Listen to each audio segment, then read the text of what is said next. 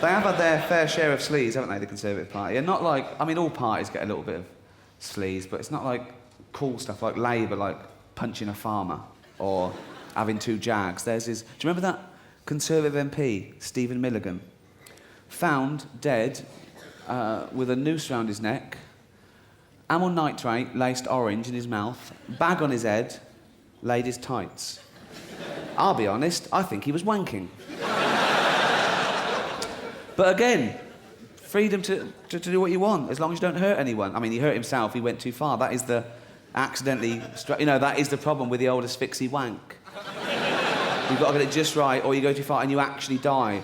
And then your wanking days are over.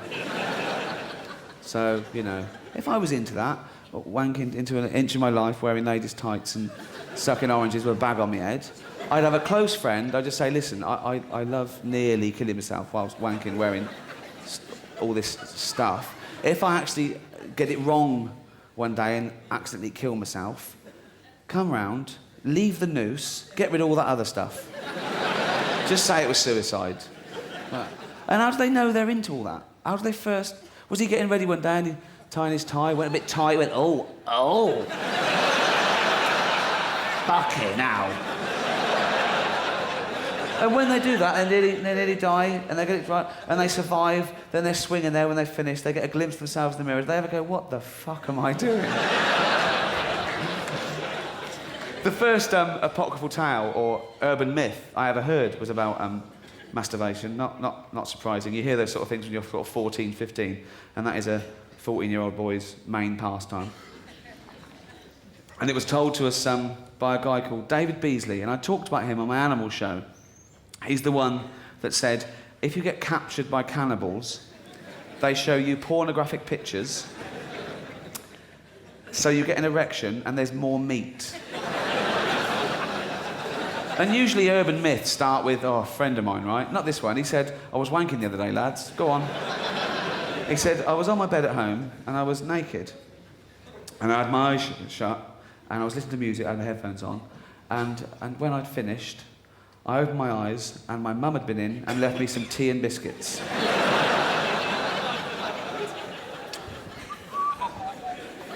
David? Death? Oh dear. There's my firstborn. Whacking away like a little monkey, isn't he? Very proud of him, very proud of him. If he carries on like that, he's gonna come.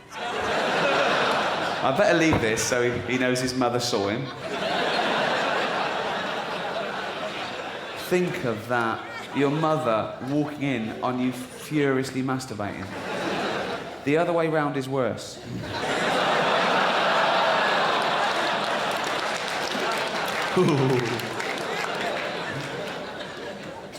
But we believed that at the time. I think he believed it. He told me another story, which I have no reason not to believe.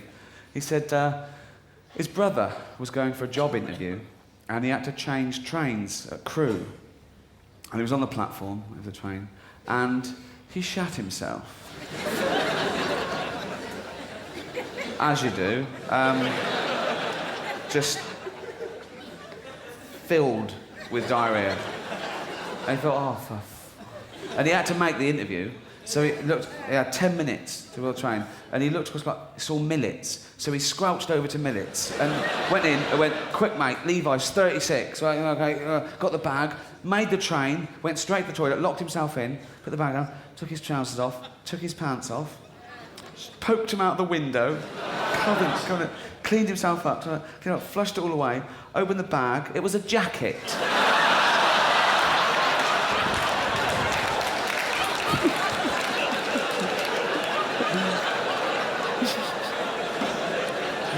Oh. And when he told us that, we were going, oh, fuck, what would you do? What would you do? What would you do? And my mate Bob, trying to be cool, went, just cut the corners off the carrier bag. Oh, you're going to still make the interview then? Brilliant. Morning. Oh, that. Shat myself. What's the pension scheme like?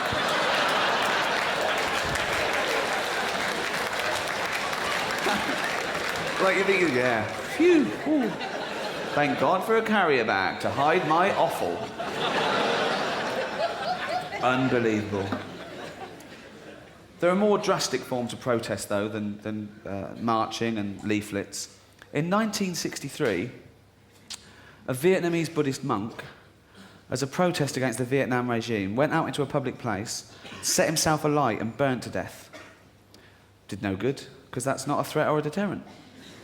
If a little monk comes up to you and he goes, you better stop all those things you're doing, otherwise I'm going to set myself alight. You're going to set yourself alight.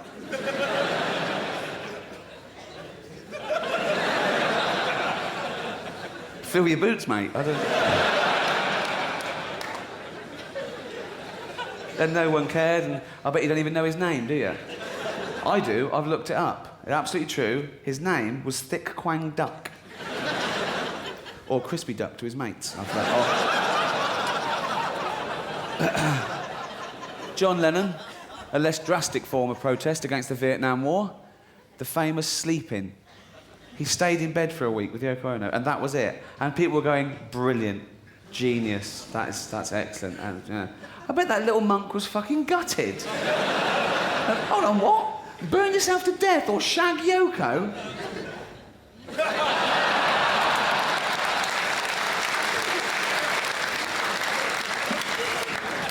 Oh, I love it when rock stars get involved. I absolutely love it.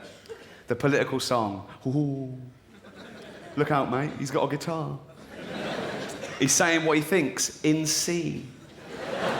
It's okay when it's people like, you know, Bob Dylan, but I love it when pop stars have a go. Yeah. Do you remember Culture Club's classic? They'd been singing Karma Chameleon for too long, and they came up with the war song. Ooh. And in that, they go, war is stupid, and people are stupid. How's that going to change your mind? I mean, if you're into war, you're loving war, you love it, it's your favourite thing. You go, I mean, you're in a plane, you're going to bomb the shit out of a country. Oh, I can't wait to get there. I love bombing people. Oh, nearly there. Put the radio on. Oh, war is stupid and people are stupid. We're going home. Boy George there, he piled on the pounds when he gave it the smack, didn't he?